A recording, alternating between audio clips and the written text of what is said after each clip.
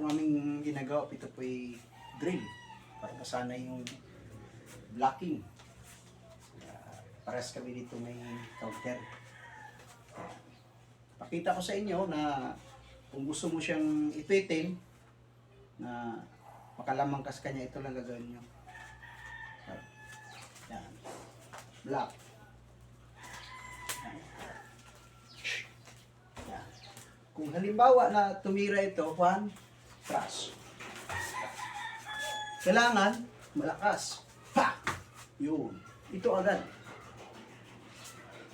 Plus. Ito kasi, pag dininan ko to dito, bababa talaga yan. Yan. Ulit. Yan. Simple lang to. Yan. Kasi ka-counter siya eh. Yan, saksak. Yan. Kailangan mabilis ang kamay mo dito. Pag halimbawa na medyo makakuha ka na ng time na pwede mo siyang dumugin mo na. Pag saksak mo pa lang, pag counter dito, pasukin mo kaagad sa unang saksak pa lang. Pasukin mo na. Di na yan maka-atras. Hindi mo tirahin mo na. Tuhod. Yan. Nasa sayo na yun kung laslasan mo.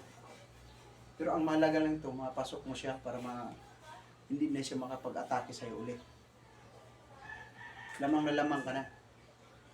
Ito namang patalin niya eh, pag ibinaba mo to, matik yan na makuha mo ito patalin. Kasi masakit yun. Yan. Kung halimbawa naman, inangat niya sa taas ang saksa, ito lang naman din, 1. Dito. Pag baba mo, baba, taas, saksak. Yan. Yan. Kailangan body mechanic. Yan. Simple rin naman ang technique dito. Yan. Kailangan yung katawan mo laging nakalihis para makukuha mo yung tamang step para hindi ka tatawa ito sa kutsilyo. Yan. Yan. Lihis ka agad ako. Kung gusto ko siyang pasukin ko agad. Yan. Ito open ito. Nasa sayo na yun kung gawin mo ito. Pero simple rin ang technique naman yun eh. Yan. Pag saksak pa lang dito, counterin mo na agad. Yan. Yan. Pag slide ko dito, yan. Pwede na yan. Saksak, tapik. Tatapik yan. Kailangan, bantayan mo siya. Pero pag ito, ginawa ko to ng jerk ko tong kamay niya, sira ang laro nito niya. Yan. Yan. Wala na. Pasok. Yan ha. Yan. Yan. Pasok na. Yan kasi pag ibaba ko diretso ito, hindi maka-counter yung sa kamay niya.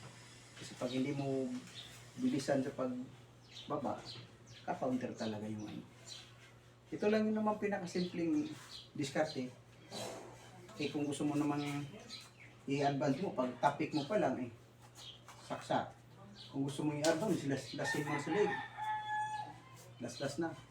Kaso kung gusto mo lang naman siya makuha itong kutsilyo, yung panaksak niya, i-counterin mo ng ma-lock siya.